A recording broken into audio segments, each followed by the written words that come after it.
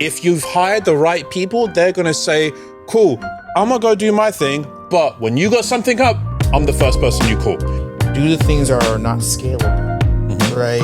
Do the things that you can't do when you get to a certain level. Yeah. It's a blessing to be a blessing onto someone. People want to be recognized for the hard work and the effort that they put in. Gen Z is really big on this. Gen Z is not afraid to take a little less money if it's like, hey, tell me that I'm doing a good job. Here's the Natty and Niema. Stretch. Your bartending business is only as good as the people behind the bar. Finding the right team, keeping them happy, and knowing when to let them go is all a part of running a successful mobile bartending business. But how do you build a team that's reliable, professional, and committed to your vision? Welcome to Behind the Mobile Bar, the podcast for mobile bartenders and aspiring entrepreneurs. I'm Ryan, aka the Boozy Broker, and when we ran our mobile bartending business, we handled over 300 events and generated over $500,000 a year, all using the Happiest Ours platform. Now, as CEO and co-founder, I'm helping other mobile bartenders do the same, streamlining their operations and growing their businesses. As always, I'm joined by my cousin and business partner, CJ, who keeps us up to date on industry trends. Today, we got two amazing guests joining us. First, we have Niema, a recruiting expert who knows exactly what it takes to attract and retain top talent in the service industry. And we're also bringing in the owner of Lifted Mobile Bar, a company known for curating premium experiences and setting the vibe at every event.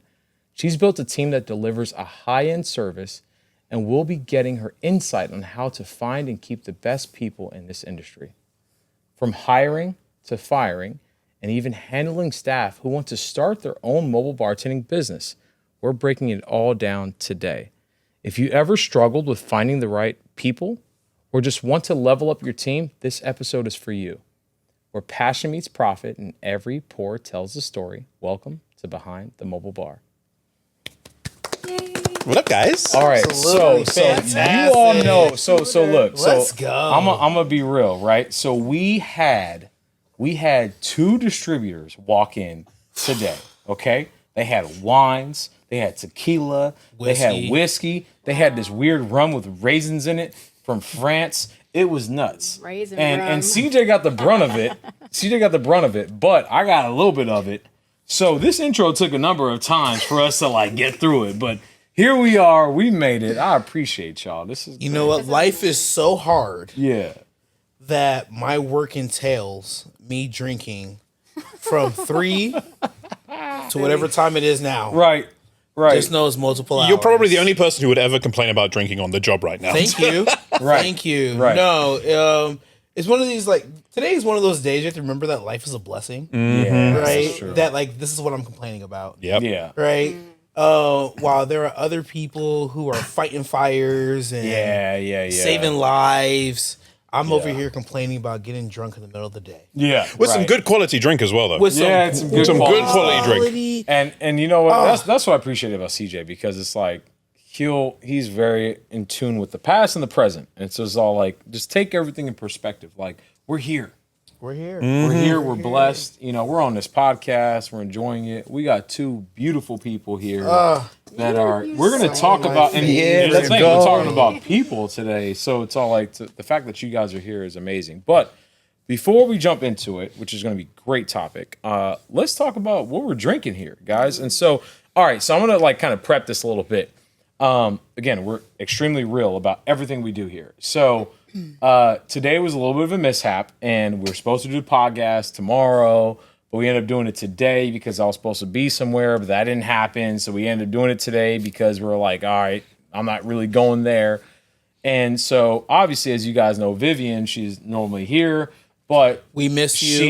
we miss you, Vivian. Love you, Vivian. Viv is right here. But she expected to do it tomorrow, but we changed it up on her, and she has something to do today. So with that being said, we brought in, and which we're going to eventually bring in, Natty from Lifted Mobile Bar, which is an amazing story. Can't wait to hear about it. But I kind of threw it on her last minute to make a cocktail. And not a cocktail that she was all like, all right, like, I didn't bring the ingredients for all this stuff and all this jazz. I was like, no, this is a cocktail that I love. Can you make it for me? And if you feel like you can make it better, go ahead and do that. And so, give you a quick story about this. When I was doing a bartending event, I was asked to make a Soho Picante margarita, which is like, if you've ever been to Soho House, like it's pretty famous margarita. And so I was like, okay, cool. Like whatever that is, I ain't never been to Soho. Like I ain't got money like that. So I never been there. So I was just like, all right, I'm going to try to make it. Let me figure it out. And it's not that difficult. You go online, you figure it out. You probably make it to your liking as well. But I fell in love with it. And mainly because of the cilantro. It's like the mouthfeel that cilantro just like gave you. And I was just like, wow. And then I fell in love with it when the guests loved it. Yeah. And so, and I love stuff spicy. Anything spicy, I think is just better, in my opinion.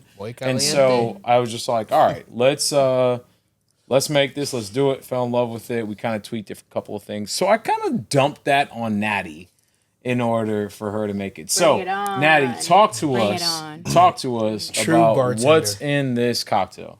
Well, I had no idea that I was going to be here, but I'm excited to be here. Let's bring the hype up in here because I'm like, whoa, that intro was rough. It was. It's about 3-4 times. But it's cool. I want to start with I'm so appreciative for being here. Of course. Always being very grateful is important for me. Where I am right now is definitely not where I was a couple years back or even a year back. It's really cool, man. I'm so grateful. We can't wait to hear about it. Thank you for texting me, you guys. I'm melting right now. Oh no! We need a drink. We need a drink. On that note, let's cheers. But like cheers to really like the one who I feel I'm most grateful. It's like God really has put me in places that I had never dreamed of in this little side hustle of mine. That's right. all right. So Yours. this is the gorgeous part where you get to really be present. Wow, this is a stepping stone for me, and I'm so grateful to Happiest Hours, Alana, Ryan, all CJ. Like you guys are incredible. You definitely helped me step my game up in a whole new way that I didn't know that I was capable of. Wow. So I really appreciate it that you guys saw me. You saw me.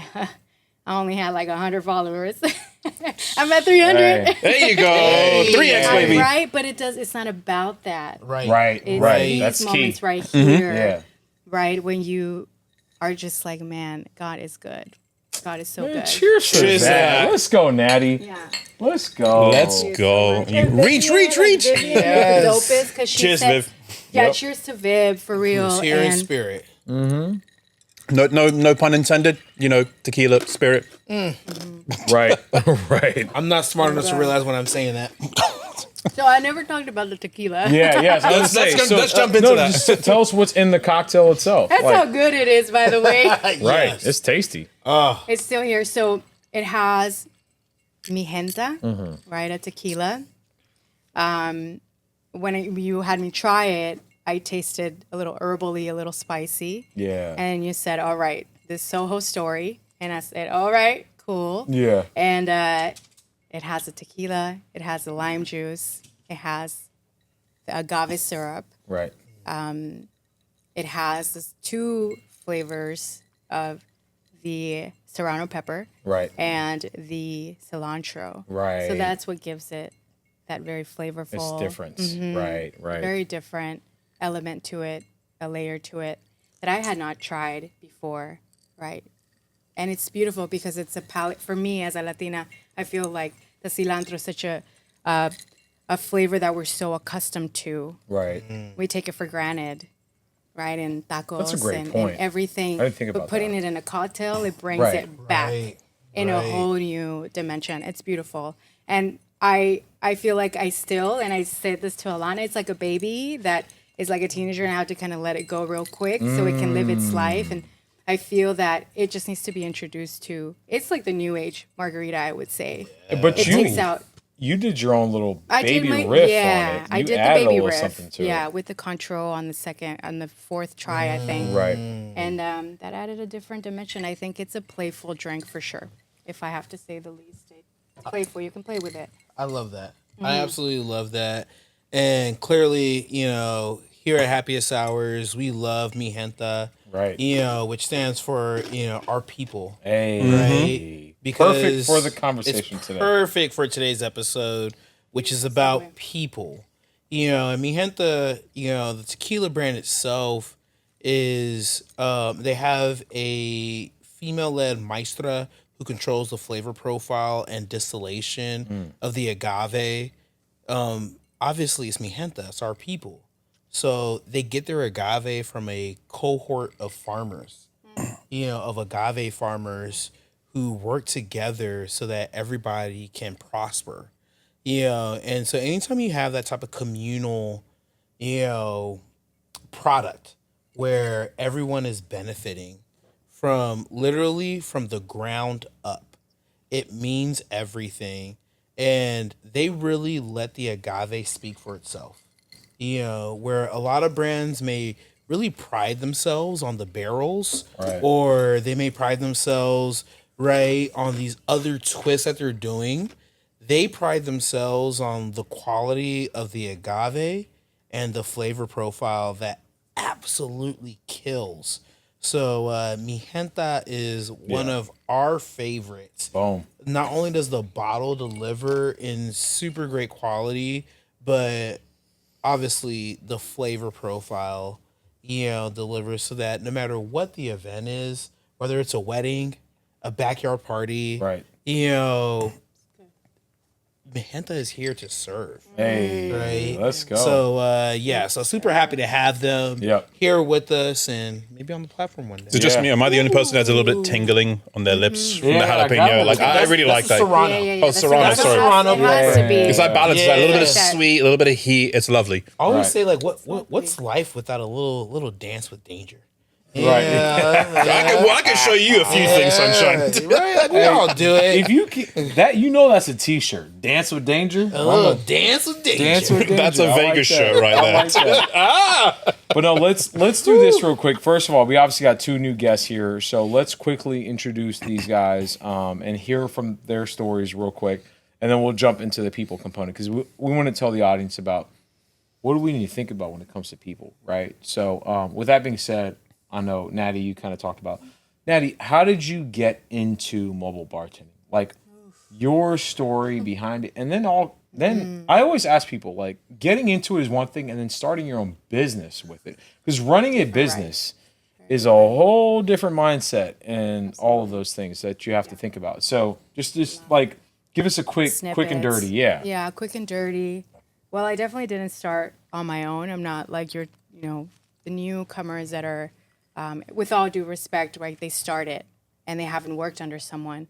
My story started working under someone and learning the industry, learning how the ropes literally. And then as I had a few years in the game, I started to develop my own clientele.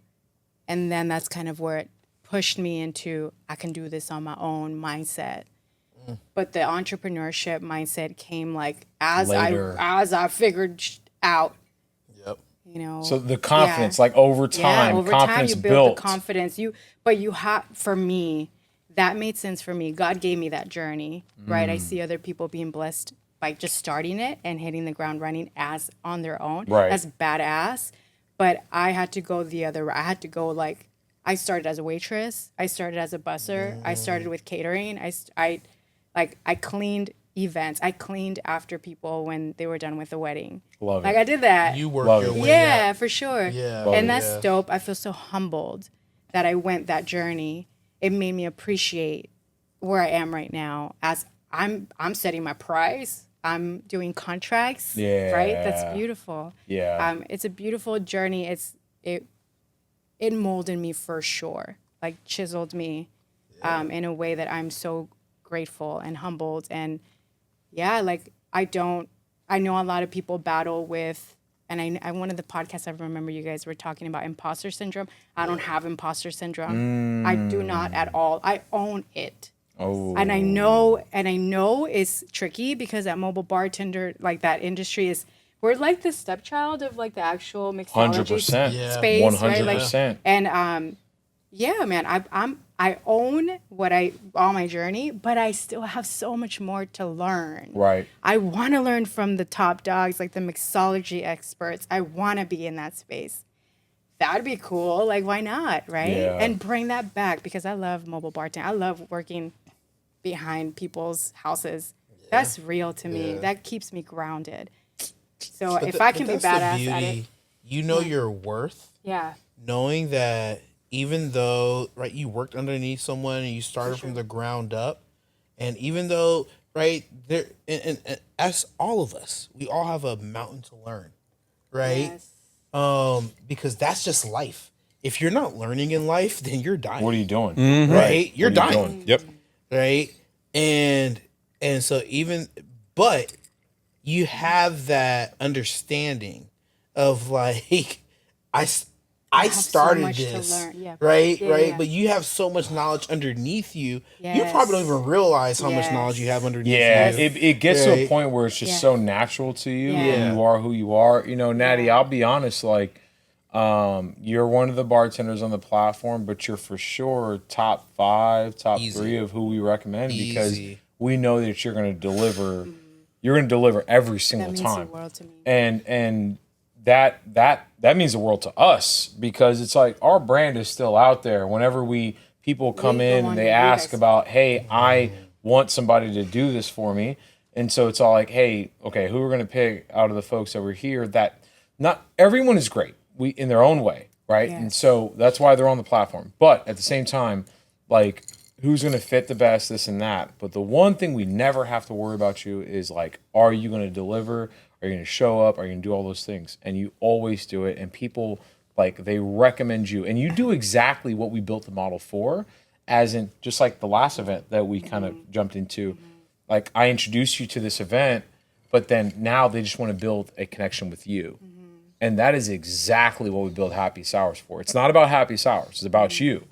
But it's also like trying to help the folks that are on the platform retain any lead, anything that comes to them. Right. This is now your client, and own it and take care of it, and at least get 1 or 2 bookings, every single year with these people type of thing. That's so it. Yes. Yeah. Build make the it- relationship. right. Build the relationship. People. You may get a referral, Yeah. right?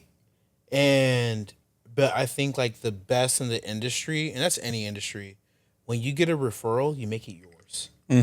Right? You take ownership and you treat it like it's your baby. And I think that's so important.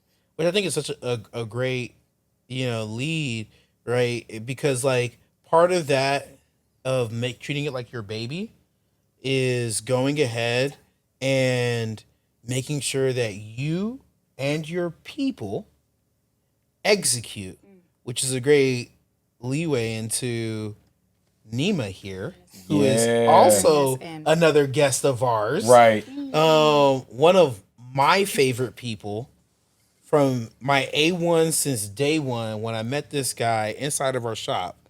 That was a Niema, story. right? That was a that's story. A story in its own. That's a part of it. That's Right. a part of it, right? Right. Yeah. A lot of it's just being human, which we'll get into at some point, but it's just being a good human being and understanding that, hey, you're going to mess up. Pun for last week's episode. Where things are going to happen, but as long as you show you're being genuine about it, like, hey, I'm trying and this is going to work, Right. people can see that you're being human about it. That's part of where the people come into play and how you attract the people that you want to be attracted by. Yeah. 1,000%. Gold. Absolute gold. And so, 1,000,000%. with that being said, man, like we got this funny talking guy on the side of us right now. Everyone's all like, look, they're just going to let him talk and not talk about his accent. Yeah. Right. Yeah. So Niema, talk, Explain give us the yourself. quick and dirty of your background, where you're from. Obviously, we connect because we both have a British background. Yep. I don't have the accent. I got rid of that early. I got a traumatizing story about that. Oh, God. But like, that's not for today.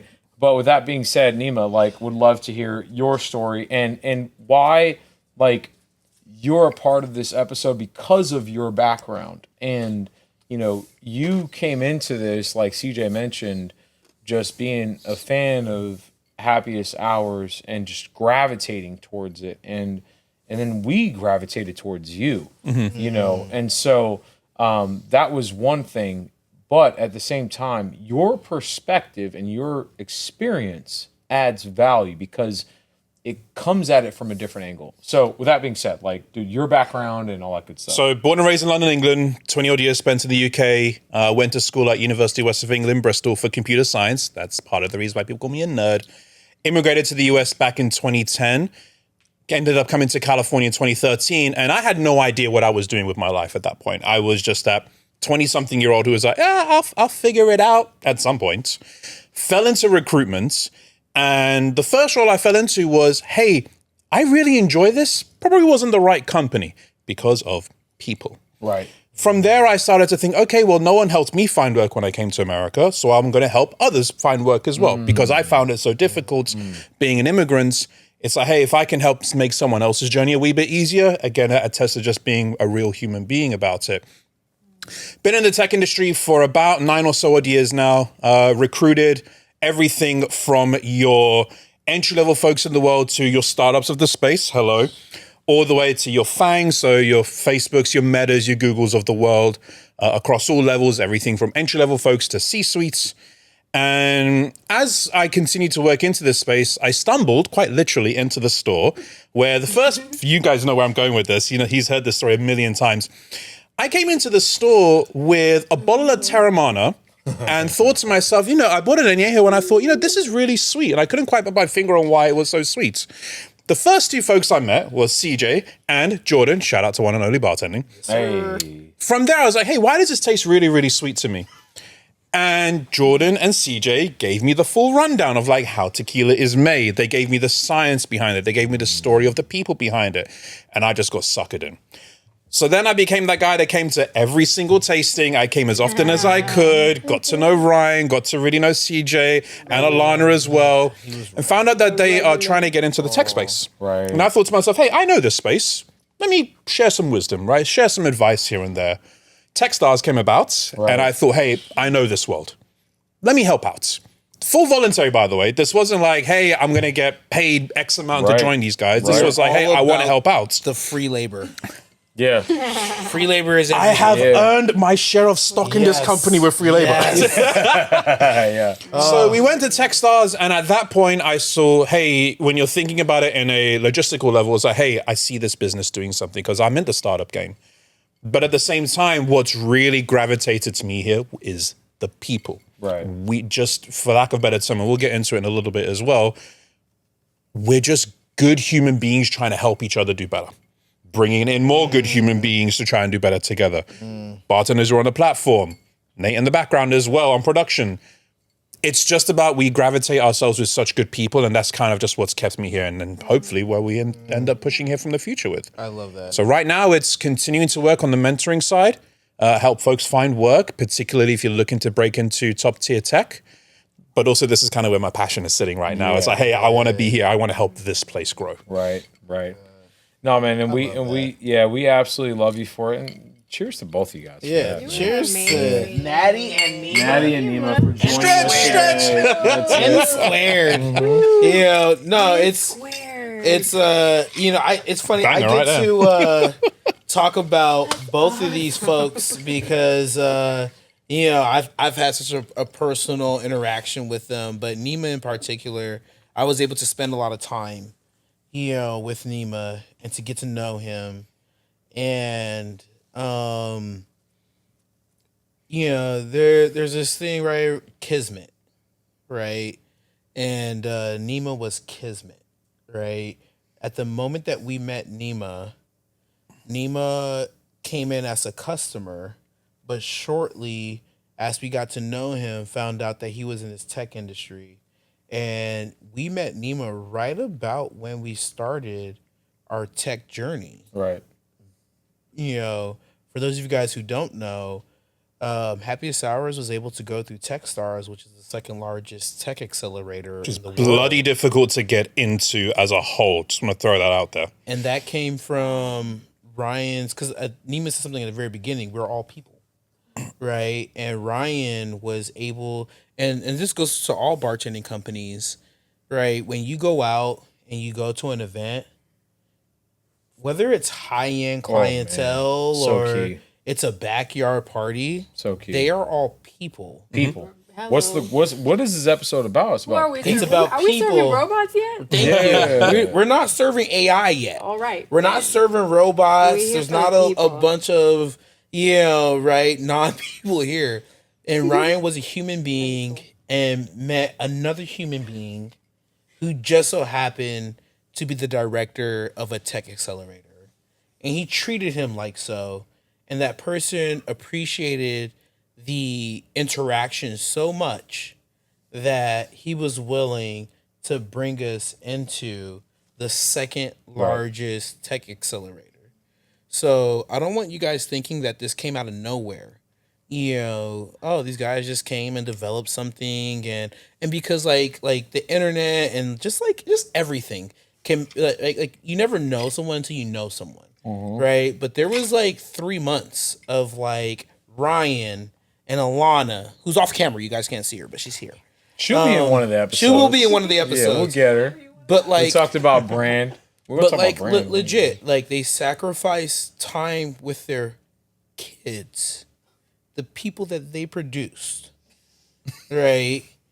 And they sacrifice that time so that they could create something for their family's future. And they sacrificed 3 months, right? And that And really, so did you too. You sacrificed. I was there. I don't have any kids, so it's a little bit easier for me to sacrifice. But but it's time, right? Yeah. It's time with your loved ones. Right. It was grueling, and all of that came, with just one interaction. Right. One interaction at one event. And that's why, it's so important that whether you as a owner of a bartending company or the people that represent you as an owner of a bartending company, the people represent you well, because you never know where your next opportunity is going to come from. So, dude, this hits home so hard, and we'll jump into it. But it's like you just don't know what scenario you're going to jump into, and you need to act. I don't want to say brand new every single time, but to certain folks out there that, kind of just get in the weave of doing events, and they, okay, it's the same one, this and that, okay, whatever, and they get comfortable. You need to act like this is a brand new event for you, and show up as if it's your first. You know what I mean? Show up as if this is your first, or show up if this is going to be your last one. Whatever, nothing in the middle. Because at the end of the day, is that you're in front of people, and there's always an opportunity to meet somebody. Our call it success, call it whatever, and I don't see it as that yet. We're just going. We're playing the game. We're continuing to play the game. That's what I call fun and success, is we're continuing to play the game. It literally came from connections. It just came from showing up and being who you are, but being the best version of yourself. No matter how tired you are, no matter how whatever situation happened, all these things. It's just you just show up, be the best version of yourself, and you don't know. Because we're all people. I feel like we live in a society to where everybody needs everybody. We can't live without socializing. We just literally can't. And if you just show up and you with your best version of yourself so that people can connect with you, therefore magical things can potentially happen. Not at every single event, but you want to increase your chances of it happening. So with that being said, just a quick thing to add to that, you don't want your comfort to turn to complacency. Yeah. Right? You always got to be pushing for something. If you're getting really, really comfortable, you could just be like, all right, I'm content with this. If I don't want to grow anymore, okay, that's fine. Right. It's going to turn complacent. And at that point is when you start making mistakes. One thing leads to another. And you know what? A good moment to check yourself is that when stuff gets boring, that's when you double down. Yep. When things get boring, you know what that means? You're getting good at it. Yeah. It's easy. Yeah, you've mastered it. Yep. When it's getting boring, you are actually getting pretty good at it, and you need to level up your game and show up on another level, because It's just all like, man, I'm dope. Don't think of complacency. Right. Think of, oh, this is just getting bored. I'm getting good at it, but there's always better, and there's always little baby tweaks. Yep. Sometimes it's like it's not as big of a tweak, but the little small ones can bring a lot of leverage. But that's a little note for you guys out there that's acting complacent. Anyways, Yeah. I feel like can I say something? yeah, of course. This is Just really quick. podcast. Like in mobile bartending, when do you get complacent? Because for me, like since I've been in it, everything is new to me each time. Yeah. There's I a new love house. that. This is one beautiful thing that I just on my drive here, I thought at every event I'm gonna meet people that I will never see again, ever, Right. ever. That's a mindset. That's dope. But see, like, yeah. whoa. So I better be my best Yep. because they're gonna remember me, the girl that served their drinks at their friend's 50th birthday milestone. Right. Big one. Who was that girl? Oh, I remember her. Yeah. Or who Natty, was that are guy Right. that made me that amazing drink with a nice smile and good energy and good vibe? Right. So, Natty, you're an old soul in a way to where you think of that type of stuff. There's a lot of I had to people get out out of there that myself. I if had to get out of myself for if that. you do anything similar to what you've been doing like the past 2, 3, 4, 5, 6, 7 events, to where it's all the kind of the same to them. And they're not thinking of the beyond of like, there is somebody here that has never witnessed what I'm doing before, and it's different. It's a different scenario, different this, different that. So like that's the mindset that people should have, and I'm so glad you said that because, like, you know, again, if you're just you can't be subpar in this industry. You just can't. Yeah. You just can't. And See, you guys sound like Michael Jordan to me, right? Michael Jordan had that phrase. He had that phrase that said, you know, I got to be on every night right. because there's some That kid kid. in the stands Right. up there that saved up all their money to pay for a ticket to watch me play. So I'm playing my best, not for Spike Lee, who can afford every ticket. I'm playing my best for that kid who saved up all year to come see me. Yeah, that's the next first time. That's next level thinking. That is long term versus short term, and we live in such a fast, instant gratification, microwavable, results type of world, to where Air fryer. air fryer, whatever you want to. I love the air fryer. I ain't gonna lie. Someone told me you got cancer and that shit. Oh, but, like, please don't tell me that. whatever. I don't need that in my life. No. Air fryer. Jesus Christ, I'm gonna hug my air fryer. Yeah. But however it is, we live in that world, and sorry to the generation that lives in that world. It's not y'all fault. It's just it is what it is. But please take a step back and understand that is just a tool to make you think of instant gratification. But understand that's not how the real world works.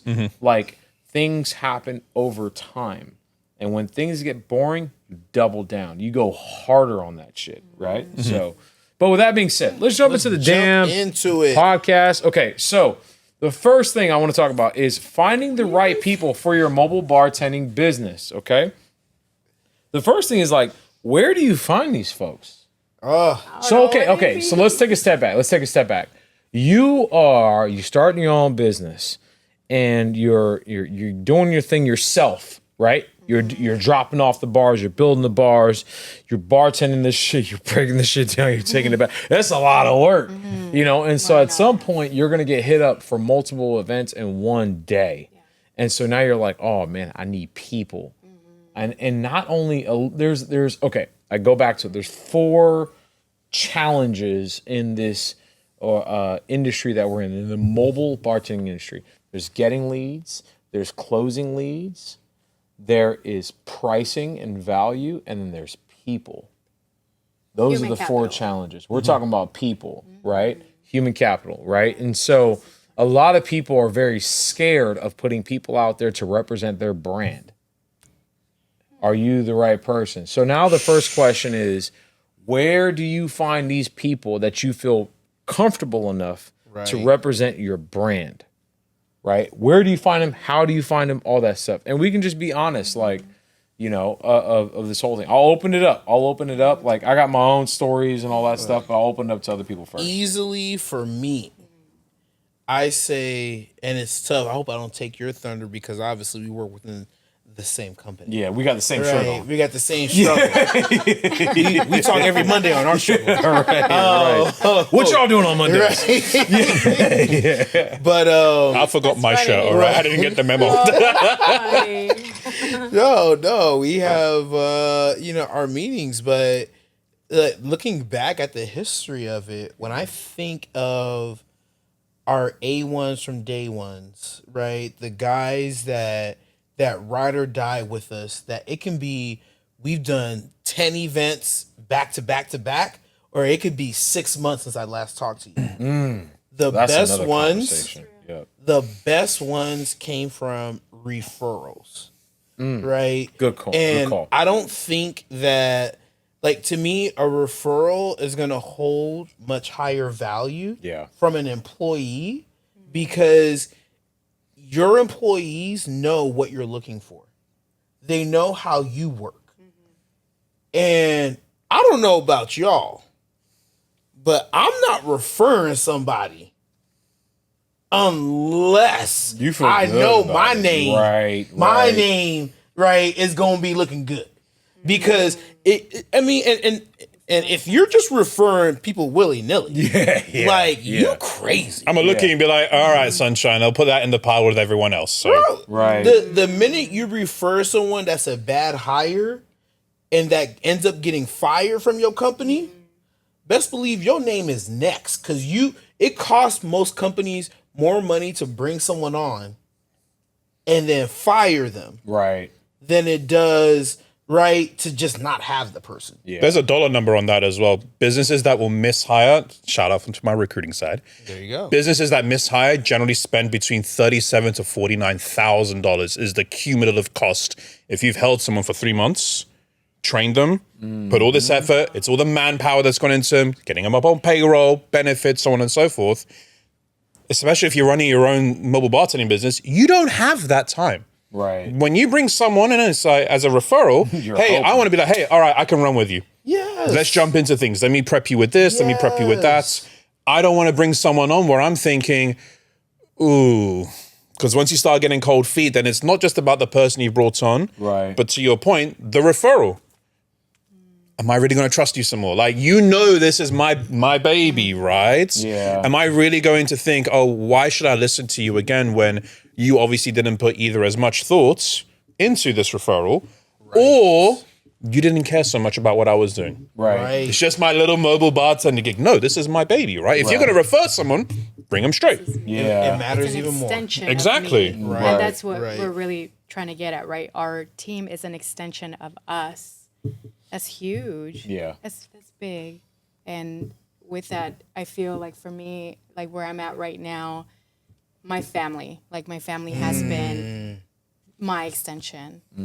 And I have yet to get that referral or like do the whole like application process that I am not there yet.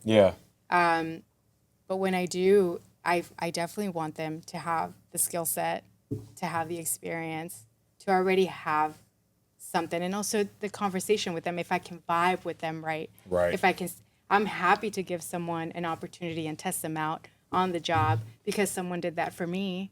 Right? They saw that I was. They saw that I was a good fit to be around people. That's number one. Are you a good fit to be around people and serve people? That's something that I had to learn. Like, I wanted that extra cash on the weekend. I'm going to jump in 1 second real quick. I'll do a little audio check because this is my job. And we good? All right, sweet. Let's go. Continue. Yeah, we're fine. I make sure I did my job properly today, okay? So going Niema back, also handles audio for the podcast. Oh, he's a man of many talents. He's also a DJ. If you need a DJ. I like your DJing. Thank you. I feel like I had a squirrel moment. Like, squirrel. I forget my thought. Going back, do you guys remember where we left off? family aspect. Yeah, I yeah. think to your point, it's Oh just my like God, I trust my family. You guys the are a trust. family-owned The business. trust. Hello. Right. So for those mobile bartending companies where we're not there yet, we rely on our family. We rely on our backbone. I rely on my mom, my boyfriend, my father, my friends, right? People that I hold near and dear to me. They see my work. They see what I've been doing. They support it. I pay them. yeah. Well, of some people course. don't want to receive it or whatever, but I pay them. And Right. to me, that's, I want to get to a space where, okay, I want to find the people that feel like family, that also love to serve others. Right. That's where the space that I'm at right now. I would Yeah. jump into that and say you got referrals, you got families. For me, it's also my mates, it's your friends, right? Because if you have good people around you who really want to see you succeed and do well, sidebar, when you looking at your friends, think, how good are my friends doing? Are my friends succeeding? I want to get to their level. When I'm at that level, are my friends wanting to get to my level? That's how you push each other to get higher. So from there, getting referrals from like family of referrals, that makes it a lot easier for me to think, okay, I can trust this person coming in. I know that they're going to take pride in what I do, and therefore they're going to push that pride onto the work that they do for me as well. 100%. And it's not all, I'll say this, talking to people that you trust, refer, family, friends, it's not all roses, right? And what I mean by that is, sometimes you got to tell them what it is. If you're truly a friend or family, you're going to tell them what it is so that they can elevate their game. Yes. At the end of the day, right? If you didn't give a shit about somebody, you're not going to tell them shit. Yeah. Right. You're just going to be all like, you know what? Like, it is what it is. It was cool. you know what I mean? Cheers, like, mate. you're just going to be like, it's all good. You didn't work out. But but now it's just all like, look, if I'm gonna, if I care about you, and that's why sometimes you got to sandwich a conversation when it comes to any form of construction criticism or whatever. You just got to say, look, I care about you, and therefore I'm gonna say these things so that you can just be better in your game. Right. You know what I mean? However you want to take it is how you want to take it, but this is what it is, and I think that's the other side of having someone that you trust or family or anything of that nature, making sure that you can say and do those things, right? And then so like you have that, and then that's where do you find them? So we talk about referrals. I also have a great place of like bartending schools, right? Yeah. So there is a skills component to of like, okay, like I still need you to know how to do shit. You know what I mean? Like at the end of the day, like I trust you. This and that. That's the core thing. Right. The trust, the personality, all that stuff is the core thing. But you still need to know how to do things. So it's all like to get a tray of people that'll come to you that knows how to do the thing in a way to some extent. You can get that from bartending schools. And I know there's a lot of controversy with it. Like it's all like catch-22. Like it's just all like okay. You never really worked in a bar, that kind of thing. But at the end of the day, what is the core of the people that went into bartending school? It's they wanted to learn. They spent their hard-earned money. I was going to say that, yeah. And they went into an institution.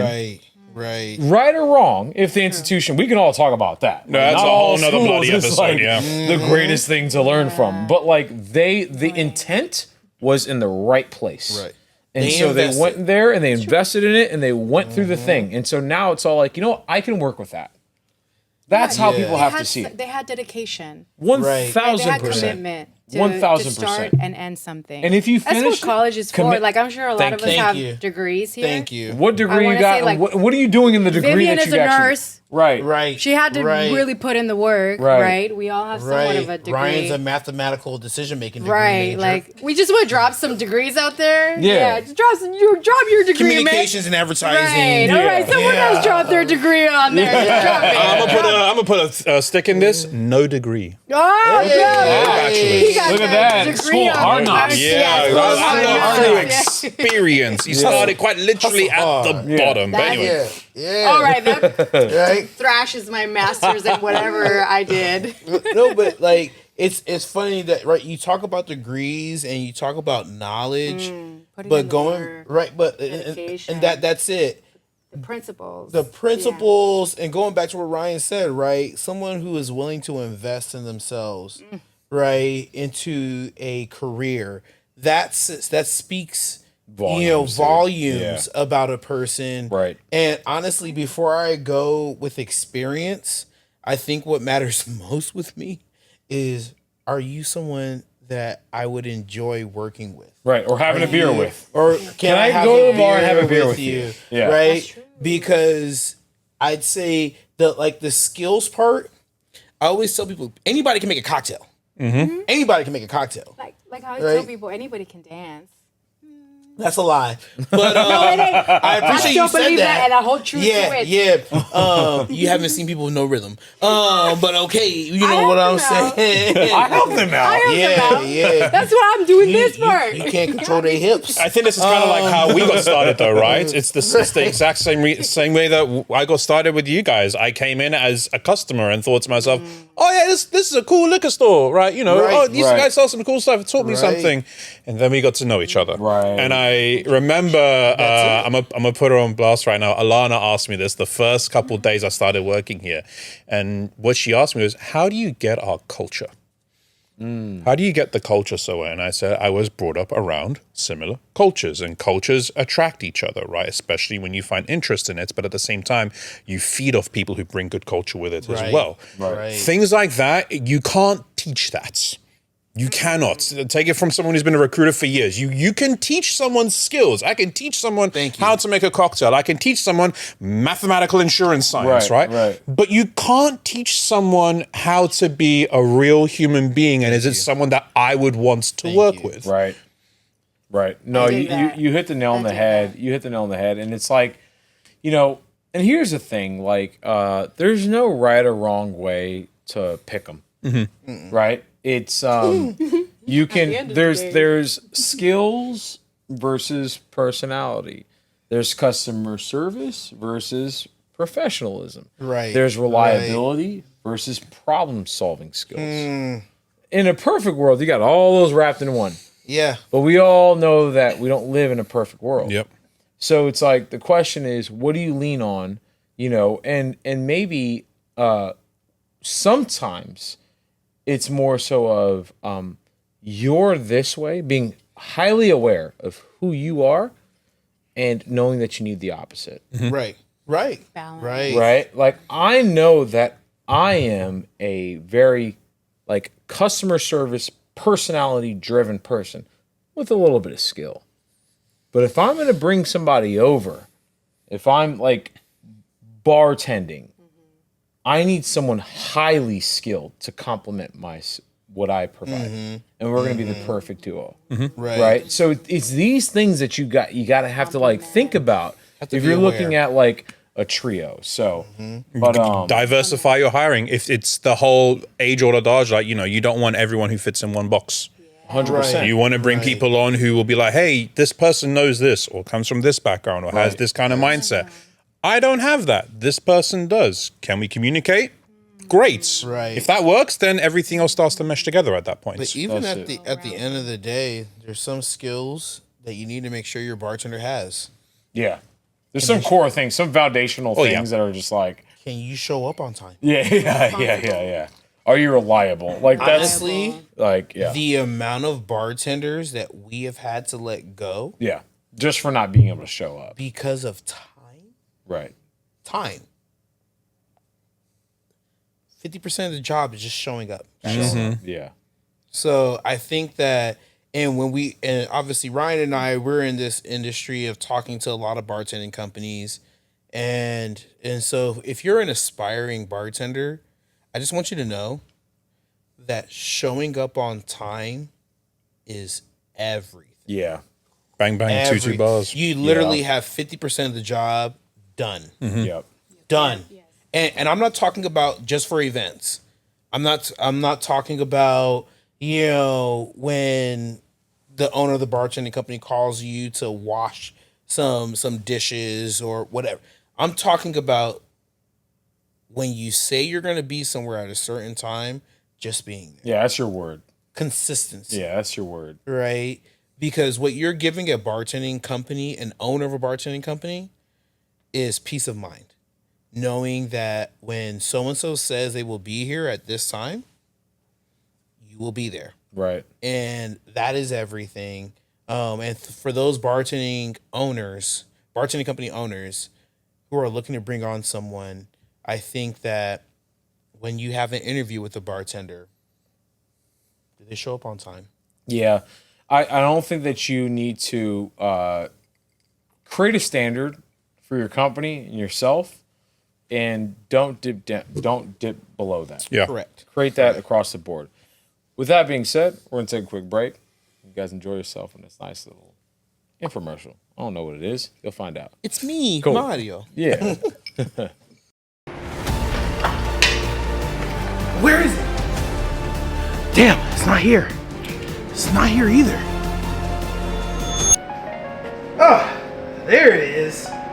This episode is sponsored by Happiest Ours, the platform for mobile bartenders to easily grow and manage their business. Let's get back to the episode. All right, guys. So like that was awesome. I think we talked about like what to look for when you're looking for talent and people in your business, right? So again, I think it's just more so about finding the balance within your team. Either gravitate towards what you know and that you want to put your brand out there, or find the opposite of what you know. That's full awareness. Again, like I mentioned, I may be great from the personality side of things and the vibes, but I need somebody that's like a scientific mixologist type of person to provide a great cocktail menu, right? So it's all like you may want to play it. So it's just all about, you know, kind of figuring it out from that angle when it comes to what to look for. But let's go into the hiring process and how to select candidates. So I'm going to actually talk and chime in about this, and I'll have CJ jump in, whoever else wants to jump in, about our unique and unorthodox kind of process when it came to hiring mobile bartenders when we had our own mobile bartending business. And it really stemmed from a 3-step process. The first one started with a phone interview, which is very common. But what's not common is the person behind the phone. So that was my wife, Alana. And it is, and I'm not saying not common from a really good, like a good thing, as in you want a really good person behind the phone, as in to identify who's going to give you the right vibes or not throughout the phone, right? So that's the first thing. And asking the right questions. You know, it's not about the answers you give, it's about how you give those answers and those kind of things, right? She identified those things very well. Then, if they passed her, which was like good fucking luck if you did, if you passed her, then you would go on to a in-person interview with CJ. And what CJ would do, he wouldn't actually interview this person. He would pitch to this person with our own pitch deck. And it was, you know, I actually enjoyed that process. And I don't think I even told you this, CJ. I enjoyed that process, not only for the person, but also for you, because it allowed you to pitch the company as if, like, I was pitching the company, right? And so that was, like, a very crucial component, because this is where our why came through. Why are we doing this? We literally pitched to them as if they were an investor in our business. We gave them our financials. We told them where we're going. We're telling them how we're going to do it, what's going to make it successful, like all of those things. And it was just at the end of that interview, CJ could probably talk about it and say, I knew who was in and who was out. Right there. What? Yeah, no, it was great because, you know, I've worked for a lot of different companies. You know, whether that was like my banking days or whether that was my telephone sales days or, right, you know, I just worked for a lot of different companies and no one ever gave me the background, right? You know, like you can, not on such a personal level, not on a pitch deck level, right? And yeah, you could just tell. You could tell after like my second interview. First and foremost, it was a peace of mind for myself knowing that okay, Alana gave him the approval because that wasn't an easy approval. Right. So like, okay, you made it there, great. Okay, you actually must have some type of value and quality that was redeeming. Then it was okay, I'm going to pitch you as if you were going to invest in this company. With time or money? With So time. technically they will be, right? Or money, right? And so I usually came across two types of folks. The latter, which was usually the ones I did not hire, were the ones who were like, yeah, that's great. I need money. Yeah. But sometimes it's just all like, sometimes people are they're just there for a quick buck. Right. They're very transactional and good at what they do. Yeah. Every now and then we would get one of those, but to your point, we're not getting a high percentage of those folks. No, we didn't get a high percentage. We're not basing our whole team off of that. As you said, sometimes we hired them because they were there for a season. Mm-hmm. They needed money. But the ones who stayed, we hired them because they were there for a reason. Right? And those were the ones who were all in. Right. Who were like, You could tell. hey, I'm working on my master's, but I believe in you guys. Boom. And I don't care if I go to all the events and do all the events. But what matters to me is that I'm part of what you guys have going on. And those are your diehards. Those are the ones that we still got you them appreciate. You appreciate, right? We still got them today. Right. They may not be, what the role that we originally hired them for may not necessarily be what they're doing now. Bingo. But it's the person at that point. It's the person at that point. Yeah. But it's because they believe in your mission. I think part of that also is people will hear, oh my God, you told them like your financials and you told them this. Like I don't want to reveal that stuff. What are they gonna, make fun of me because I may not be at that level yet? Right. That will tell you a lot about the character of the person that you're looking at. If the person 1000%. is looking at your company, Barry, whether you're 2 or 200 people, and think, oh, you're not making that much. Oh, is that really the big thing that they're looking at? If that's their driving motivator, cool, you do you, boo-boo, but this ain't the place for you, mate, right? You can just go work somewhere else at that point. 1,000%. And that's why I think was a really great delineation of like, are you a good fit or are you not a good fit? Yeah. Because the people who are right. Are we in alignment? Are we in alignment? Yeah. Right? Because at the time we were doing things for growth. And it may not always have made the best financial sense, but we were doing things for growth, right? For opportunity. And there were a lot of people, I mean, we still get it today, right? Where we have an active shop that is open Tuesdays through Saturdays, right? And people will drop in. Are you guys hiring? Now on Mondays. Yeah, now Mondays Since we're there. for distributors. Yeah. But yeah, and people would drop in and they're like, right, because like you see us and we're don't get me wrong, we're doing a lot of things, and people see us and they're like, yeah, I'm looking for work. I'm looking for money. I'm gonna be honest with you. You come into my shop and you're like, oh, I'm just looking for hours and it's hard for me to find work right now. You're not going to be top of my list to hire. Right. Now, I've also had people come into the shop and they go, hey, I've been to a lot of your events. I really like what you guys are doing here. Hi. They're drawn to the brand. Genuine. They are genuinely excited and interested. Yes. And I know that they're looking for work, but they still invest their money. You don't have to do that. Yeah. Right? But we learned this from Techstars. Do the things that are not scalable, right? Do the things that you can't do when you get to a certain level. Yep. And if you are looking for work, I've been there. I know what that means. That means that your funds are tight. And I know that you spent money to buy tickets to a tasting. That's going to go a lot farther for me with your worth than with the value of who you are as a person, then I would say, than the person who's like, hey, I'm available 7 days a week, 24/7. I'm going to be like, okay, well, why is that? Right. And from that standpoint, it's like you just put them in a certain bucket.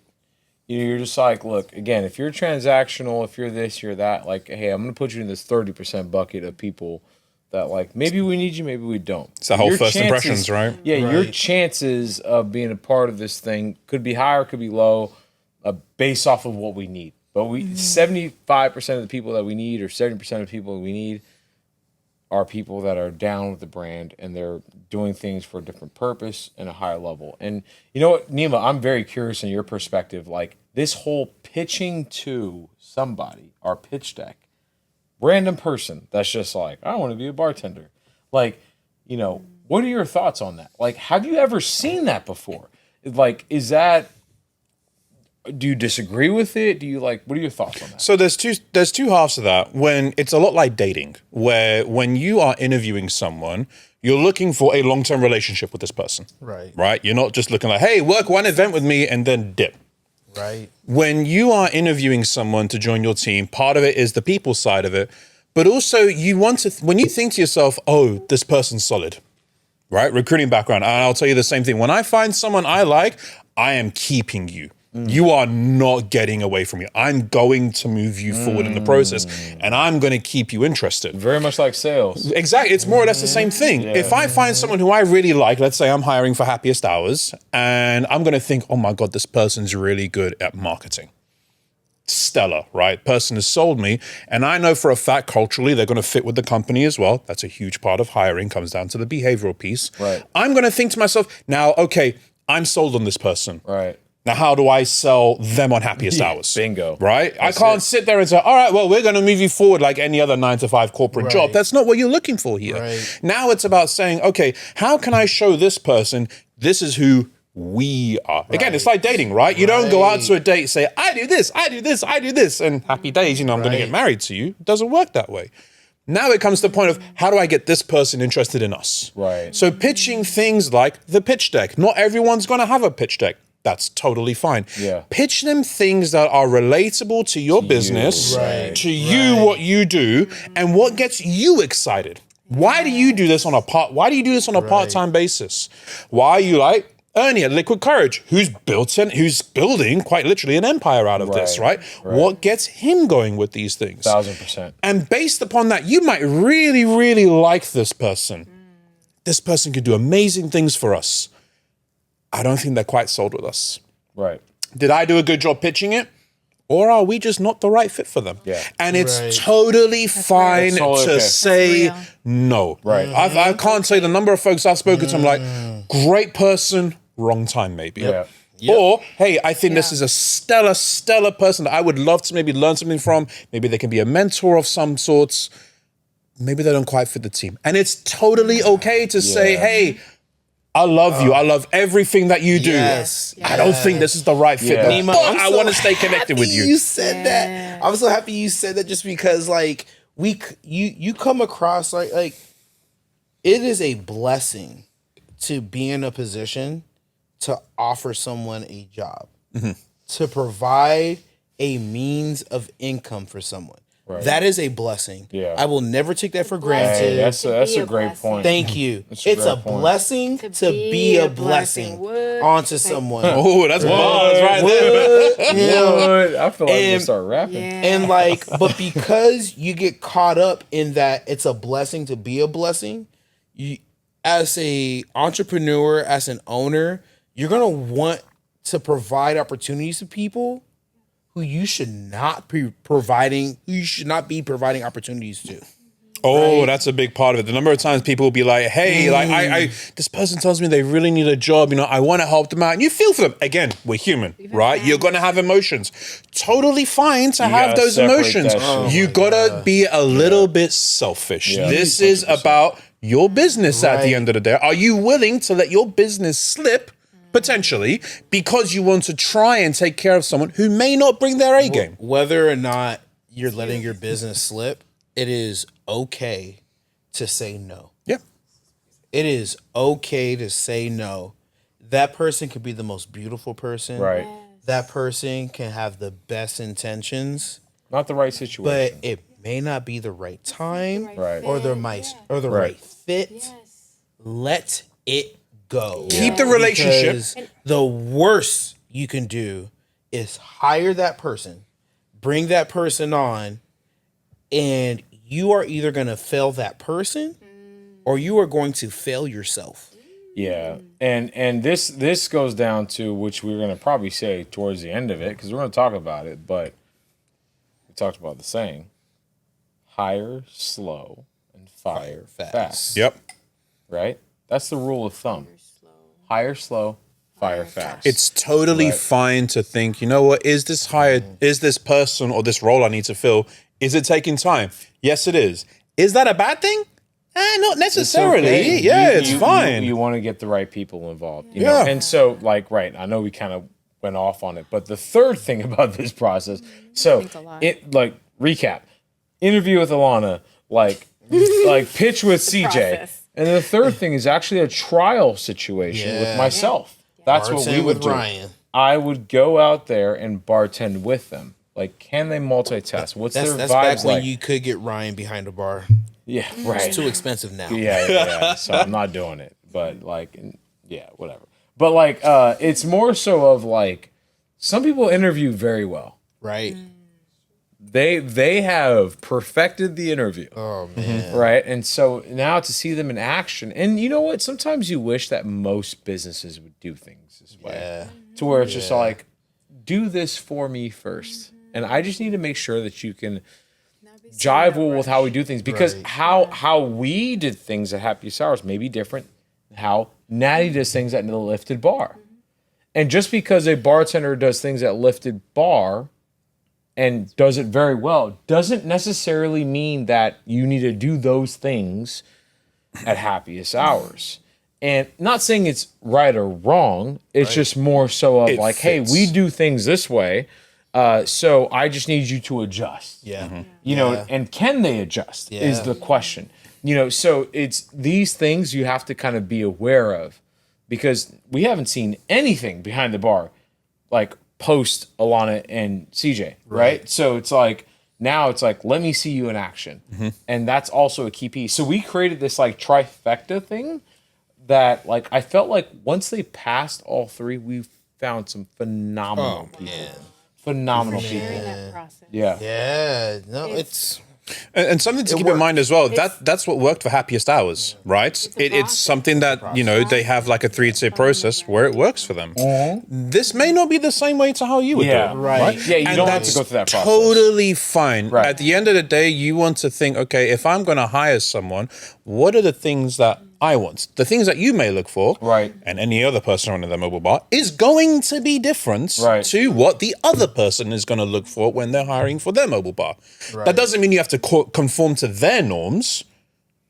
Again, going back to being a little bit selfish, you have to think about, what do I want out of this Yeah, person? and to add to that, like, there's for sure times where we were busy as shit and we just grab people That's real too. randomly. That's right. It's yeah. like, yo, That's so you, real. You Come right through. you there. got 2 legs and 2 hands. Yeah. Come bartend with It's just us. Bro, like, you're about to soldier boy this Have point. you ever made a vodka cranberry? Yes. Okay, Perfect. come through. I need you to do this shit. you Like, made there's vodka times where it's just all like, you just figure it out. But like, you know, your core folks that, you know, those times don't happen often. Hopefully they do. If they do, that's a great problem. That means you need to hire more people. But like, you know, you just need to go through it. But Natty has something to I say. know you Yeah, said hit something. me. What was your last thing, man? I was gonna piggyback off that. I've been drinking. I've been drinking that good ass lifted bar drink. You know, Shout out to Amanda.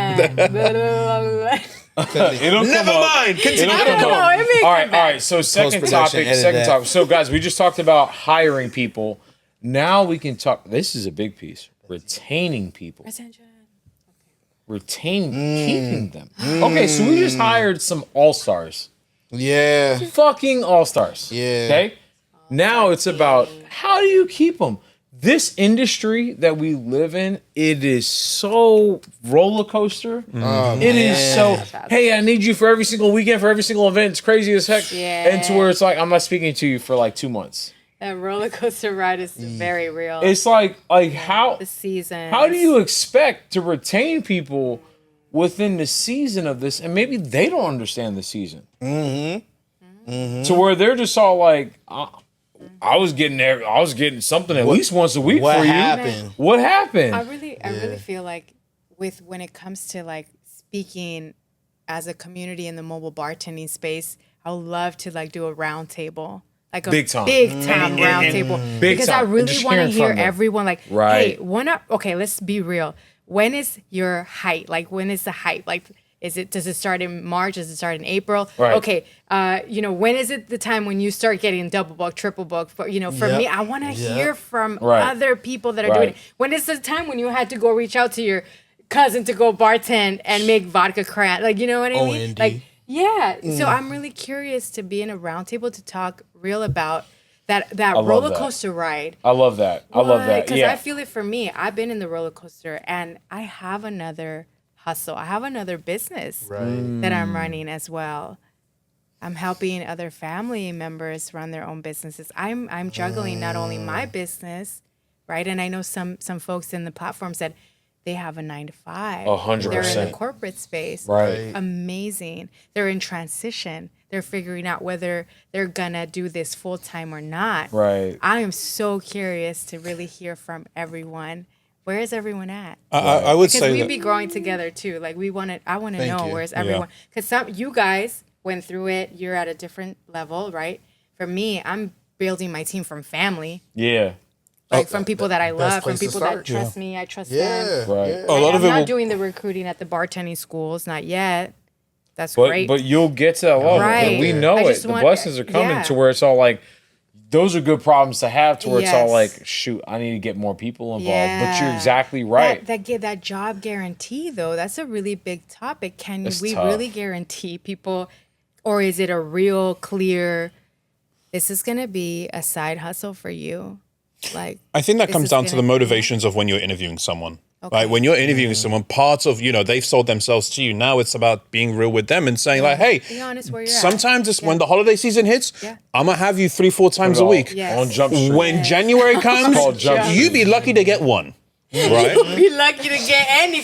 Yeah, because- any text from me. Happy New Year's, baby. Yeah. Happy New Year. Oh, I thought That's that was the a hit up. That's the Nah. best text you get. Okay, I have to shout out my friend Michelle because she's been the one. She's been on my and Gloria. Shout out to Michelle. Shout out to Michelle. Shout out Michelle. to Gloria. I Such a recognize sweetheart. them and I respect them as my team, even though I have not given them a full year of gigs. Like it's been very rare. Right. They can come, they can share their experience. I want to position myself where I can guarantee jobs. Being a blessing is a blessing. That's a whole nother level when you are a mobile bartender. When you guys, Happiest Hours can be in the space where you're giving other people jobs that can give other people jobs.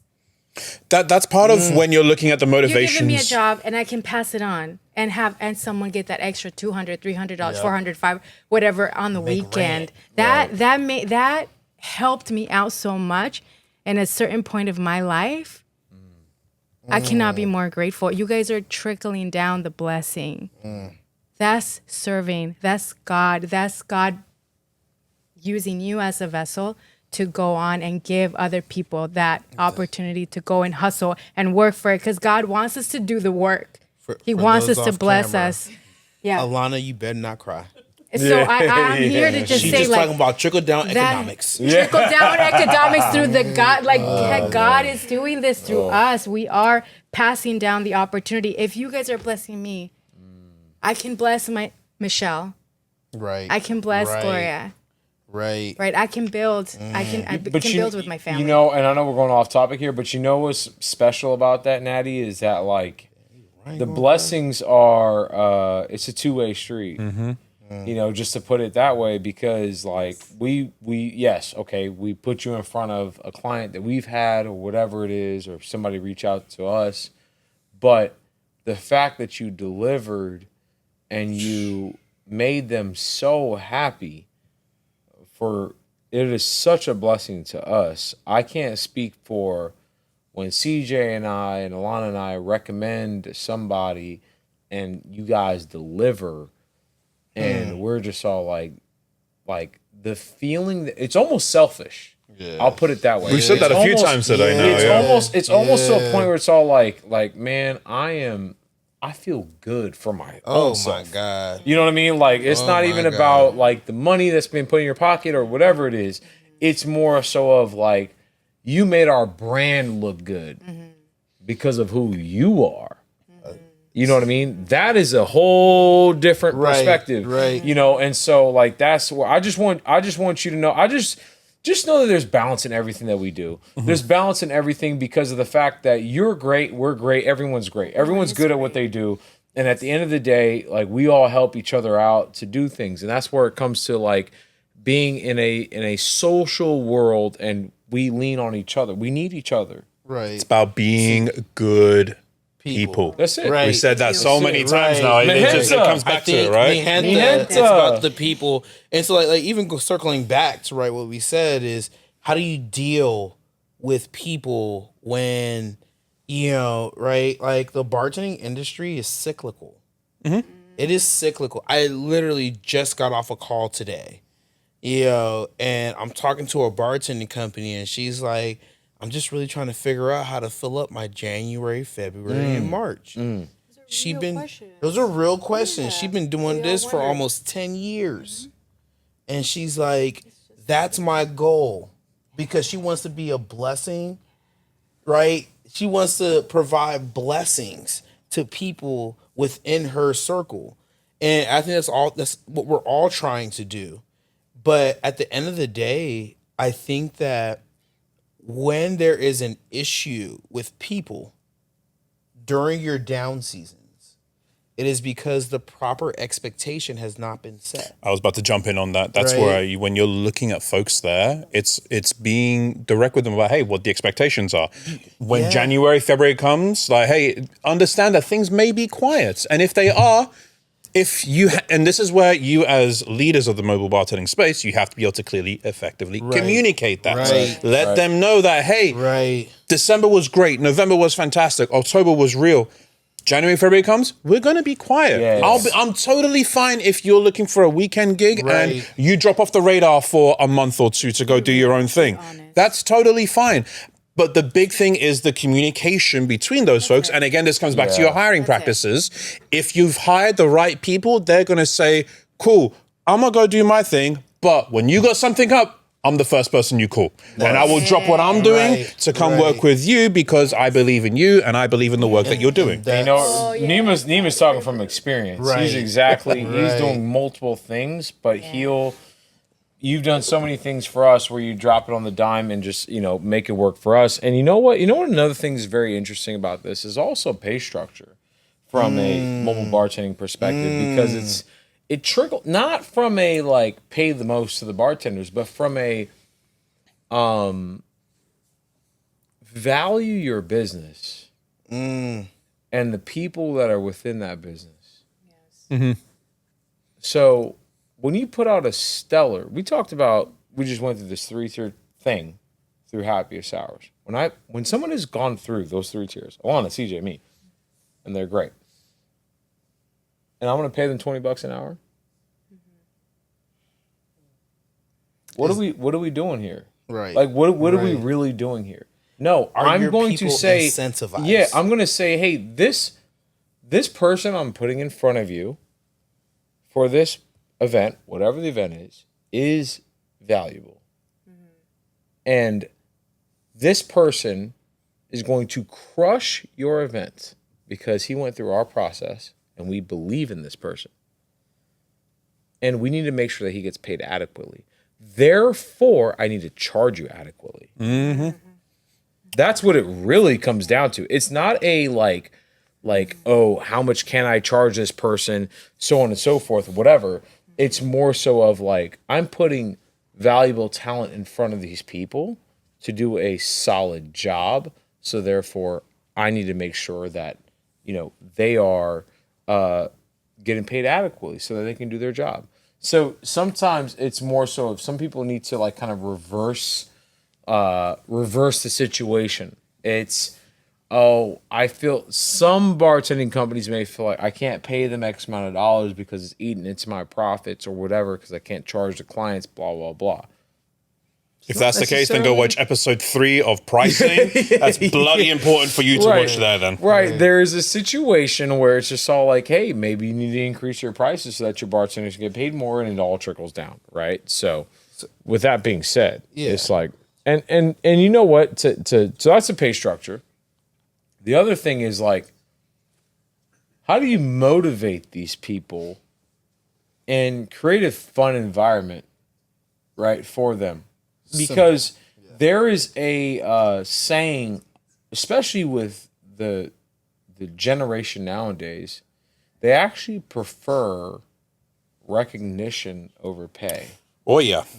People want to be recognized for the hard work and the effort that they put in. Gen Z is really big on this. Gen Z is not afraid to take a little less money if it's like, hey, tell me that I'm doing a good job. Right. I want to work somewhere that has that culture where after a 4-hour event, after a wedding, after a late night session out in LA, hey, great job. Well done. Here's how I'm going to recognize you in this particular manner.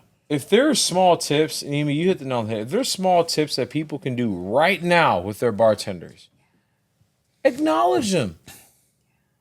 Just acknowledge them. Just say like, hey, you crushed this event for us. And be real about it. Don't just be like, hey, text message out like the next day where you're like, oh, hey, by the way, you did a great job. That doesn't mean bollocks, in all honesty. Right. If someone's done a great job, like if we're working together, CJ, you flipping crushed it tonight, mate. You were absolutely brilliant. The number of good things I heard about you was fantastic. Right. Thank you for your decision to be a part of us. Right. Right. And be real about it, Yeah. because if people don't think that, they're going to think, oh, anyone can say that. I appreciate that. I'm a millennial, so I don't care what you say. We're as old as each other, okay, Sunshine? Money, baby, give me Yeah, the money. some people need their ego stroked, but Oh, you're yeah. Right. We're old souls where it's all like, look, no news is good news Thank type of you. shit. Thank you. No news is good news. I don't need like, Yeah. I don't need but- that extra validation. right. Like, I know I did good. and that's all about knowing your audience and knowing who you hire. So I think like that's like the big thing is that when you're dealing with the younger generation, you may need to lean heavier on a gratification, a complimentary, like your word can go a long way. But at the same time, there are also many millennials and many boomers that are also in the industry, right? Where if you want to show them that they're doing a good job, pay them more, Yeah. right? Really get to know them, because Yeah. you bring up a really good point. Right. Different generations take things in different ways. Yeah. We're millennials, if I don't hear anything, I'm like, all right, I'm good, right? Don't talk to me, like I'm chilling. Gen Z is like, no, like I want to hear from you. Right. Boomers Yeah. will be like, they'll probably come to you and say, so hey, how did I do? Don't be afraid to have those conversations, but understand you are going to make mistakes in some form of Right. communication. Right. That's okay. Understand and learn You from don't it. have to be the master communicator, Right. Yeah. but you do need to know your employees. Yeah. And I think that at the end of the day, that's what mattered most, is just knowing my employees on an individual basis and what mattered most to them. Yeah. And then What they value. what they value. What do they value? Yeah. And then It's, try to reward through there. Are your Yeah, values no. aligned? yeah, that's a great point. And it's, even though you can bucket people by their ages into Gen Z, millennials, whatever, but like some people are like, they're young people, but they're older souls and like stuff like that. But at the end of the day, it's all about love languages. There you go. Back to That's dating. just all it There you is. go. It's just back to dating. It just comes down to like, how can I speak what makes getting to know your people, again, going back to our unique process. If I put you through this 3-tier process, now I want to get to know you as a person. So how do I speak to your love language? Right? It's not about what I would want. Right. Right? Right. For me, and that's hard. That is so much harder Right, said than right. done, because I may say like, if I don't give you any news, then that's good news. 'Cause Yep. that's how I operate. And so I'm thinking that's my love language. So you should accept my love language. Right. But it's not about that. It's about your understanding this person's love language. They may want the words of gratification. They may want, the extra pay, the whatever it is. Sometimes you do have to think of, how am I leveling this person up, right? They started as this bar back that was a part of my team, and now they're an actual bartender. How many times have we been through that with Happiest Hours? They started off as a bar back, and now they're running their own shit. You know what I mean? It's like that alone, it came with some type of increase in pay, but it wasn't about the pay with that. It was more about the responsibility and I'm running my own thing, pumping my chest. Knowing that they're the head of weddings. Right. Right. And just getting that it doesn't come with extra pay. But here, you're the lead bartender. You got this. And just having that title is enough. Yeah. But again, it's all about knowing your clientele. And any good boss knows that, right, the message that you're delivering to your employees is based off of the individual employee. Right? Yes. I think it's important to talk to those people. Yeah. Like, what makes you feel good? Right. What makes you tick? Yeah. What makes you tick? In what way can I make you feel appreciated? Right. I actually had this conversation It's so with easy. Like, just to ask them. Like, Yeah. hey, if you vibe with me, you know my mission, you know my why. Yeah. Right now we on that level. Yeah. Now, how can I thank you? Bingo. Damn. How can I thank How you? can Damn, I- Natty. For Natty, being you always part of bring it my- back home. You always bring it back home. bars right now. Real That's quick. the question. I had to really take the conversation fully in, Yeah.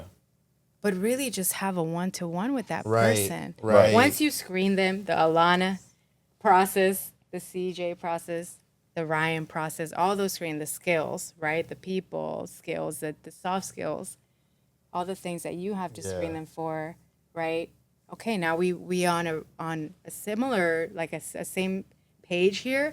Now, how can Now it's now it's on me. Yep. Right. Now Right. can you tell me Right. in what ways can I thank you for Right. being part of this? That's a great point, Natty. I put you through all this stuff to go through and see if you're qualified to do this thing. Yeah. Now what? Love it. And now you've done the job and you've done it gracefully and you've done it in an amazing way. What can I do for you to continue What to can do I that? do for What can I you? and I always talk about because huge. people. It's funny. My previous life, working in my corporate life, they would say, "Man, Ryan, you're the man of the people." Today's about people, and they'll always say you're a man of the people because I would just treat people, no matter what position you're in, high, low, next to me, whatever. I'm treating you with the same energy. And I always thought, how can I motivate and inspire? That is the two words that I always think about. Motivate and inspire. And just because people, they get inspired in different ways. But I try to pinpoint that. What? How can I? Maybe it's I got to challenge you and I got to put your back against the wall.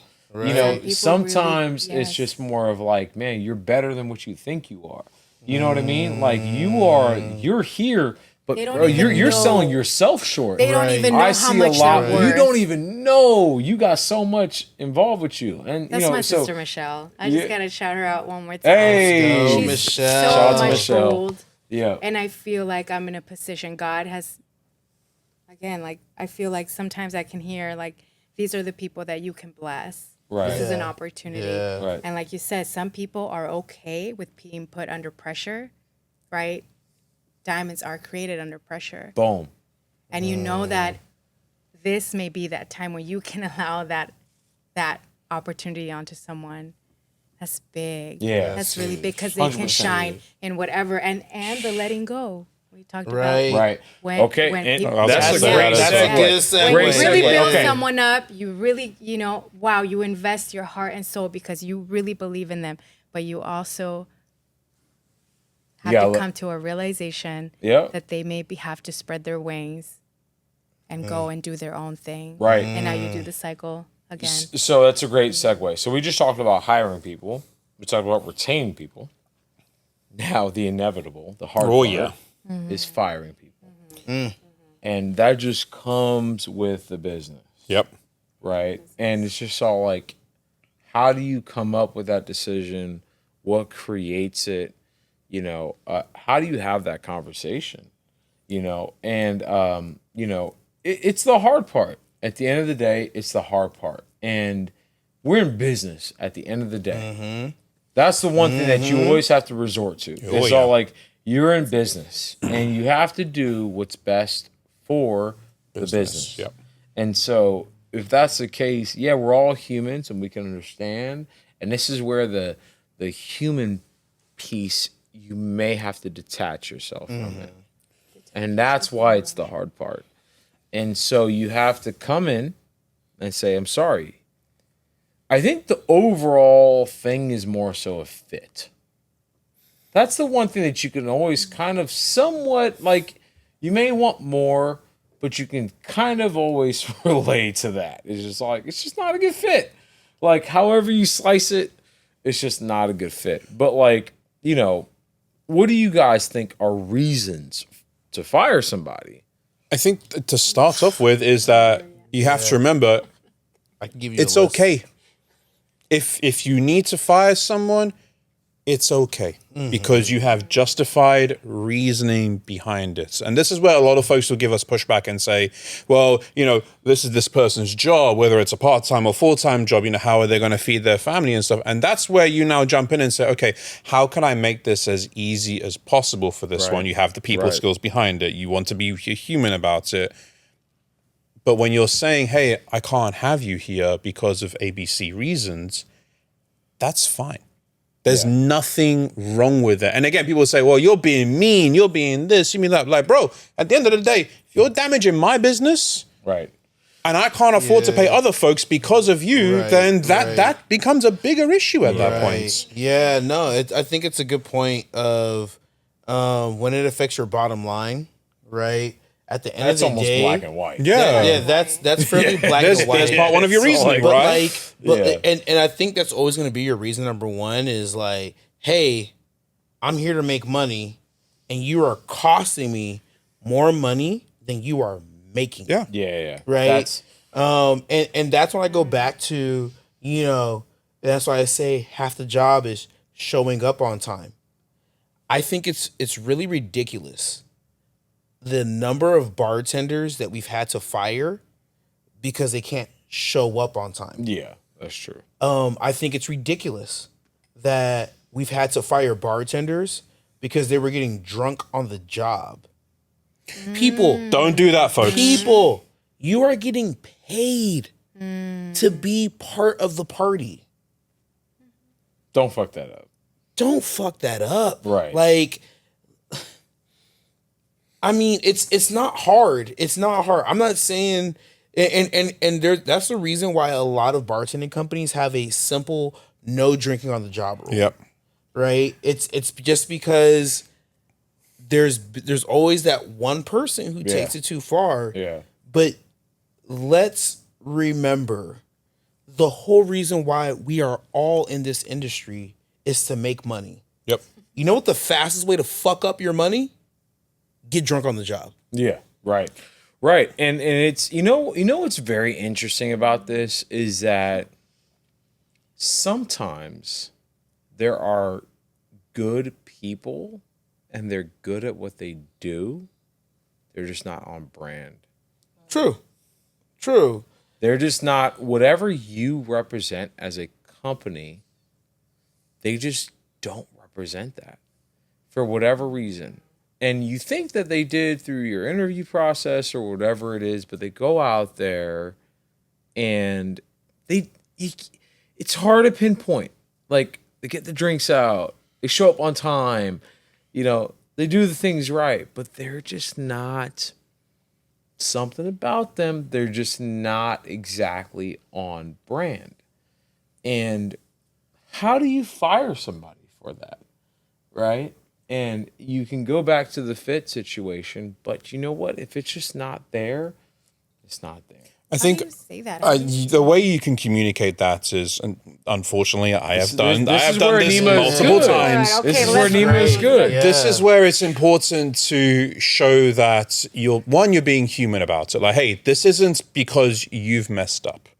Sometimes the what we call behaviorals when we're interviewing or culturals when we're interviewing, it may come across as a fit at first, but as you get to know someone, again, dating, it may not be a great fit.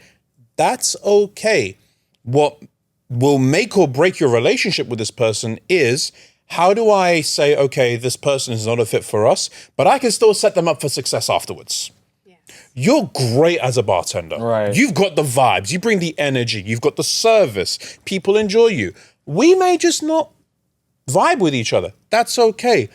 If I'm running a mobile bar, in my mind, I'm thinking, okay, how can I help this person maybe get something of their own setup, where they can target their own audience, where they can maybe get off on their 2 feet. They can treat me as a mentor. Lord knows I've been in that space as a recruiter where I would think I'm doing a great job. And then one day, Niema, we're having to let you go. And I'm like, bruv, what on earth happened? Right. It wasn't a good culture fit. Okay, so that doesn't mean my work was bad. And this is where, you know, sometimes you have to get used to taking bad news in. Right. Part of life, part of growing. You're going to make mistakes.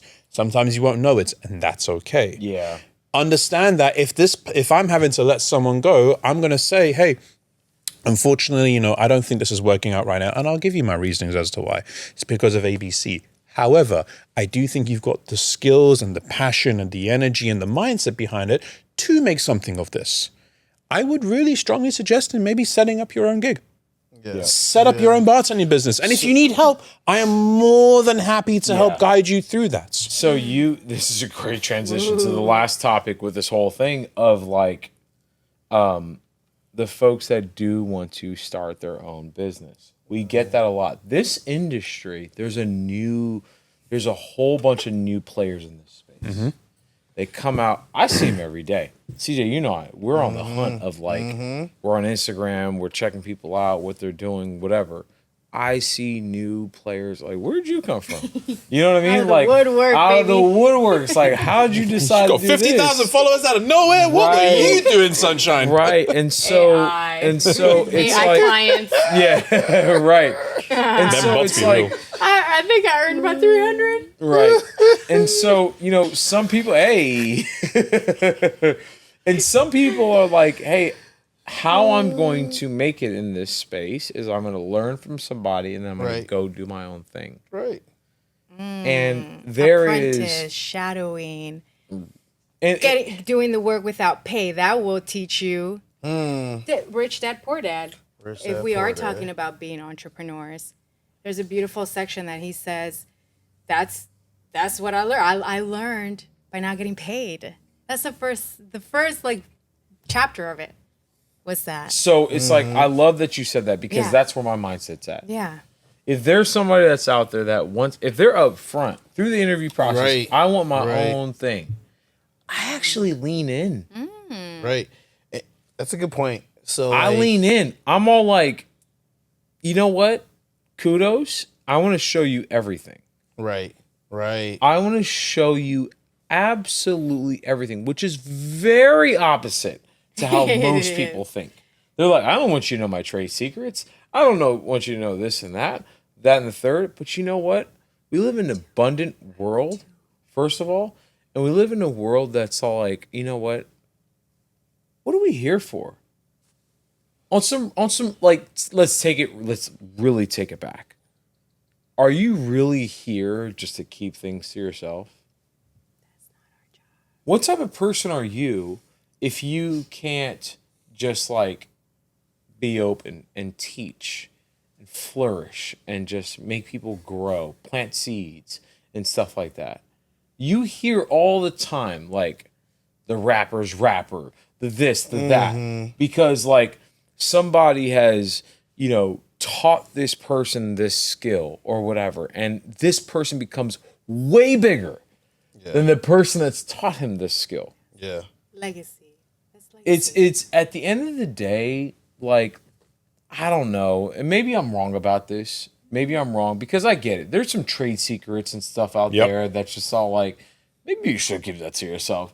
You know, I get that, but at the end of the day, I just feel like we live in a world to where if somebody's leaning in and they want to be more entrepreneurial and they want to learn This is like sensei, like master situation. Right. You know, I'm just all like, I'm all here for it. And you know what? I think, CJ, we talked about this of like, I know when they put you out there, you're going to take things, you're going to look at things from a different light, and you're going to represent my brand.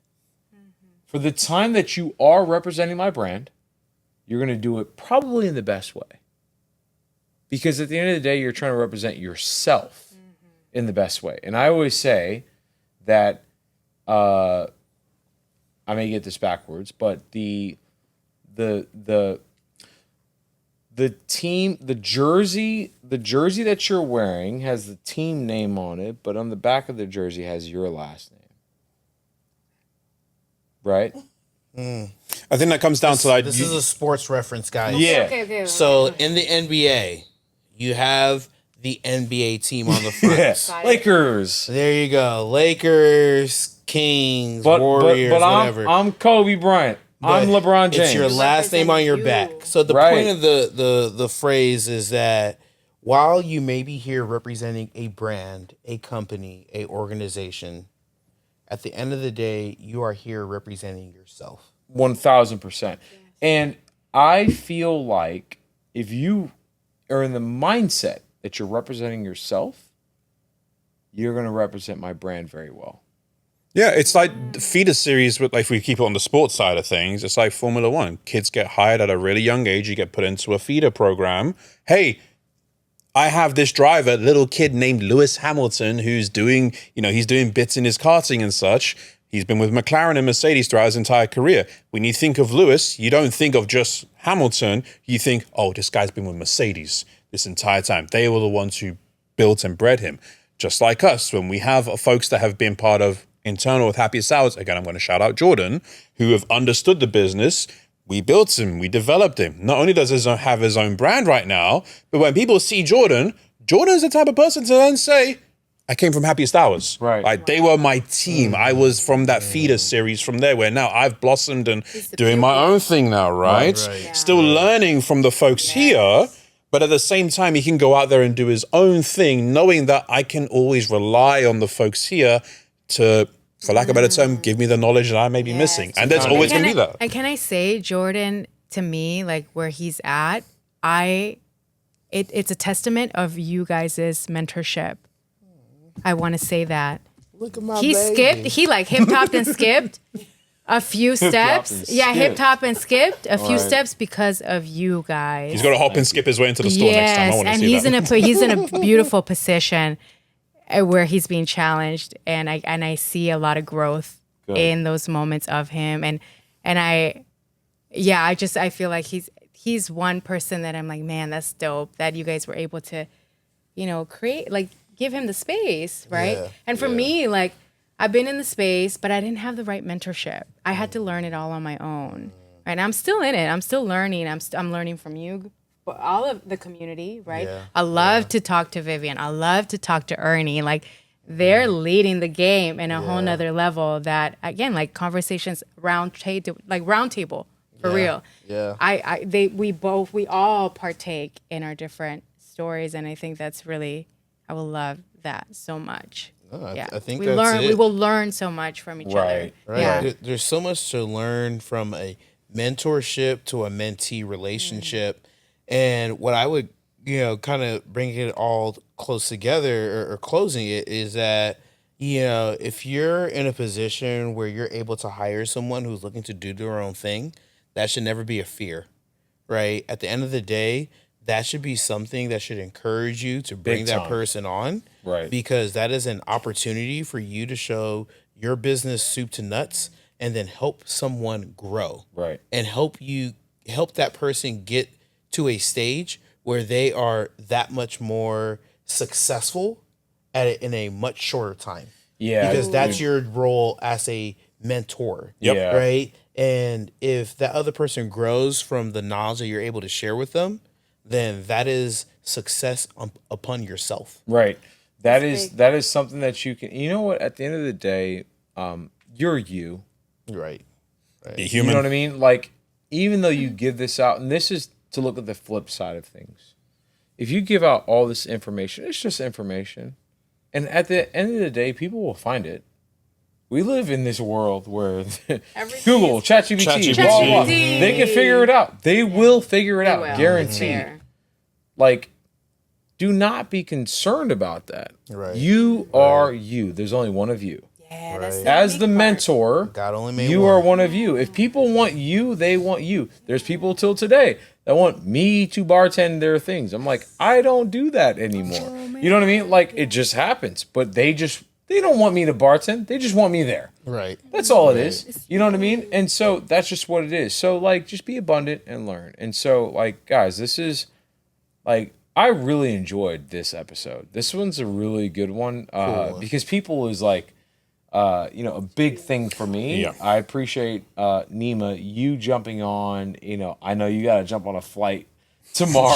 Less than 24 hours. The fact that this guy jumped on, we appreciate that. Natty, the fact that you curveballed your day to come out here and do this with no form of like, what are we talking about? you. What's going Today on here? was my, I don't even know what cocktail I'm making. I was gonna wash my hair today, I think.